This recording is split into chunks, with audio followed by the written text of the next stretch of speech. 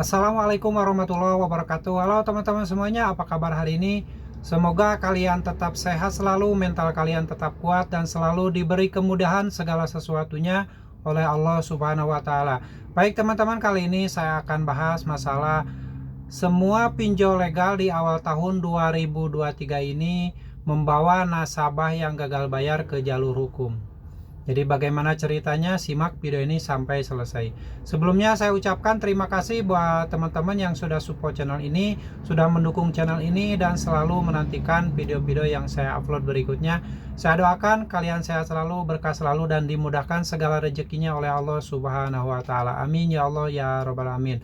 Dan jangan lupa buat kalian yang menemukan channel saya, yang mengatasnamakan channel saya, menawarkan joki pinjol atau pelunasan hutang atau penghapusan data, yang mengatasnamakan channel saya itu adalah murni penipuan.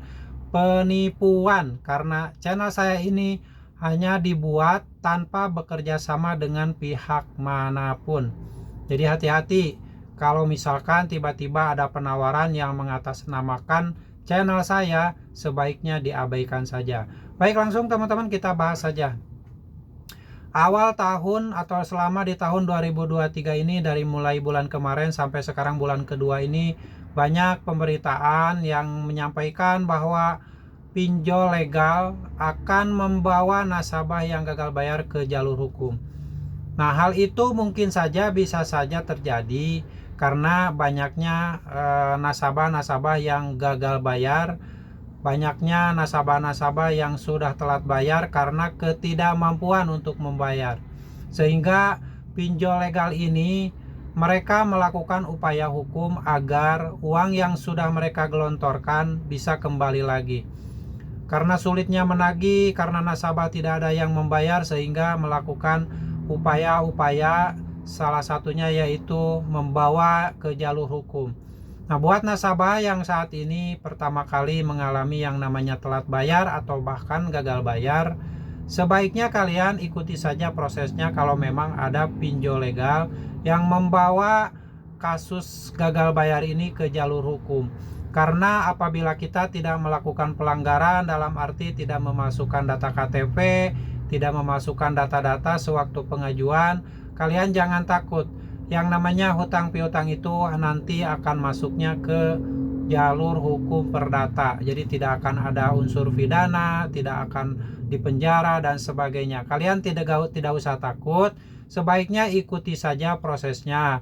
Karena sampai saat ini, sampai saat saya membuat video ini, saya belum pernah melihat secara langsung ada nasabah pinjaman online yang gagal bayar dibawa ke persidangan jalur perdata.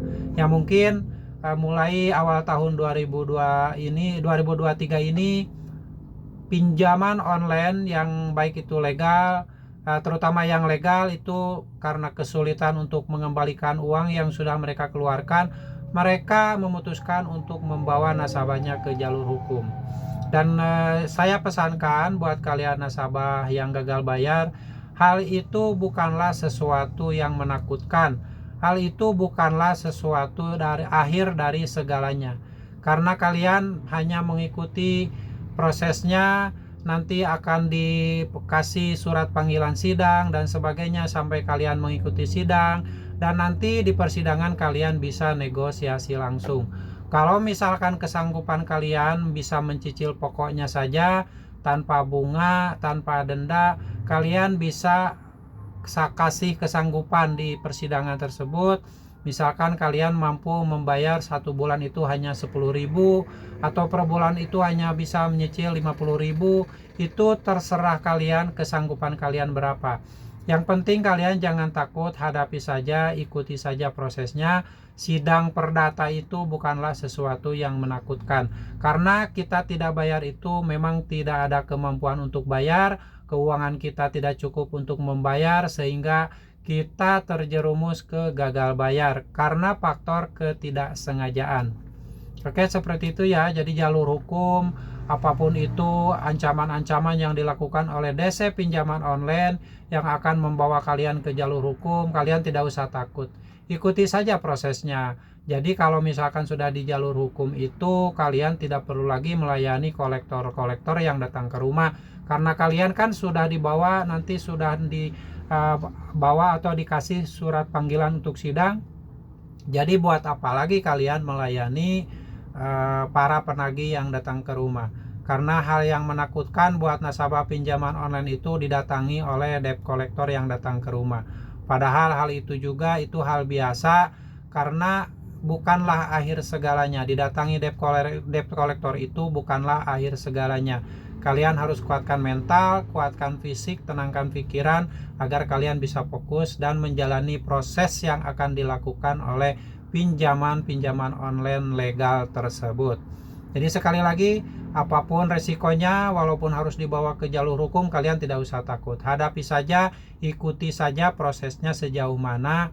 Apakah memang ada nasabah yang dibawa ke jalur hukum, ataukah hanya ancaman saja. Jadi kalian lebih baik ikuti saja prosesnya, agar kalian tahu kebenaran dan kejujuran dari pinjaman online atau desa-desa pinjaman online yang mengirimkan chat WA atau mengirimkan ancaman-ancaman bahwa nasabah gagal bayar akan dibawa ke jalur hukum.